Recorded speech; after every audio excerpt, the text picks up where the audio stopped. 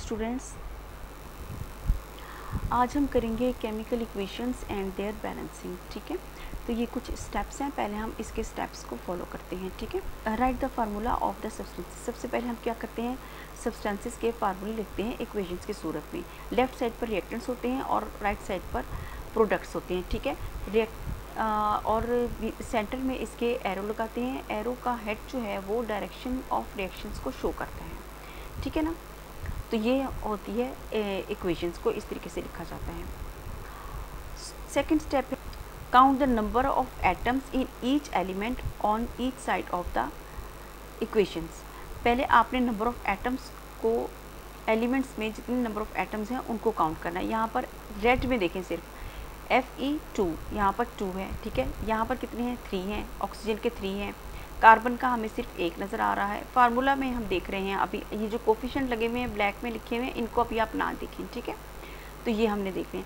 फिर आप क्या करते हैं, एडजस्ट द कोफिशिएंट। फिर आपने कोफिशिएंट को एडजस्ट करना है कि 2, अगर हम यहाँ पर 2 लगा देते हैं तो 2 2 ज़ा 4। फेरस के कितने हो गए यहाँ पर 4, और दूसरी तरफ देखते हैं हम तो फेरस कितने हो गए यहाँ पर, इधर भी 4 हो गए। ठीक है, फिर हम 2 3 ज़ा 6, ऑक्सीजन के यहाँ पर 6 हैं। ठीक है, और यहाँ हम देखते हैं कि ऑक्सीजन कितने थे हमारे पास, पहले जब हमने कोफिशिएंट नहीं लगाया था तो 2 थे, फिर हमने 3 कोफिशिएंट लगाया तो 3 2 ज़ा 6, तो अब ऑक्सीजन जो है हमारे पास 6 हो गए। ठीक है, अब आ गया कार्बन।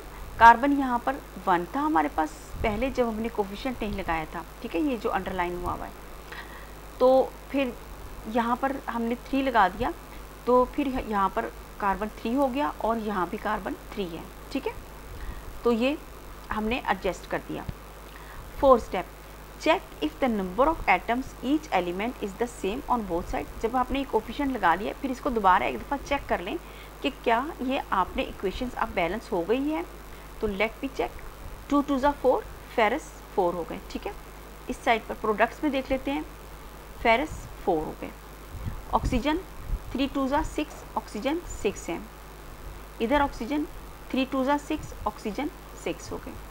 कार्बन 3 और यहाँ पर भी कार्बन 3। इट्स मीन कि अब जो इक्वेशंस है वो आपकी बैलेंस हो गई। अब नेक्स्ट एग्जांपल की तरफ आते हैं। यहाँ पर है zinc sulphide and HCl, hydrochloric acid. ठीक है, तो ये आपका बन रहा है zinc chloride and hydrogen sulphide. ठीक है, प्रोडक्ट्स में, रिएक्टेंट्स में हमारे पास zinc sulphide plus hydrochloric acid, and products में हमारे पास zinc chloride and hydrogen sulphide बन रहे हैं। ये तो हमारे पास बैलेंस इक्वेशंस है। अभी हम अनबैलेंस इक्वेशंस को पहले देखते हैं। Zinc sulphide plus HCl, ZnCl2 plus H2S।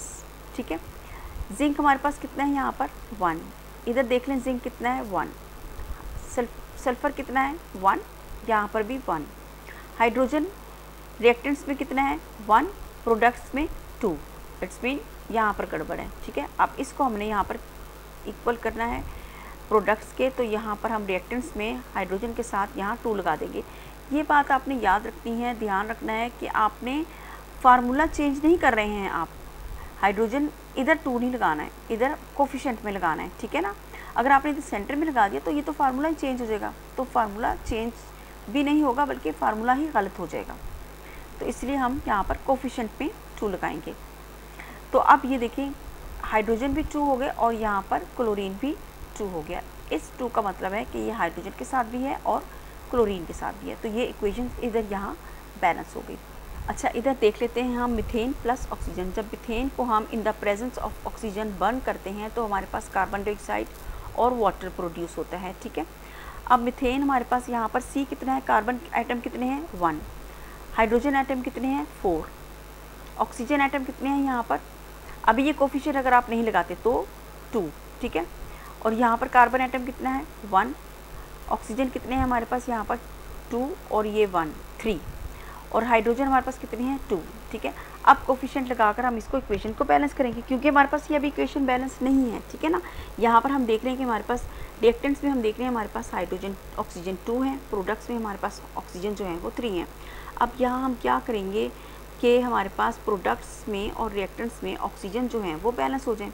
Hydrogen यहाँ पर कितने हैं 4 हैं, और प्रोडक्ट्स में हाइड्रोजन हमारे पास 2 है, तो हम पहले हाइड्रोजन को बैलेंस करते हैं। प्रोडक्ट्स में हम यहाँ पर 2 लगाएंगे तो हमारे पास रिएक्टेंट्स में 4 और प्रोडक्ट्स में भी हाइड्रोजन 4 हो जाएंगे, ठीक है।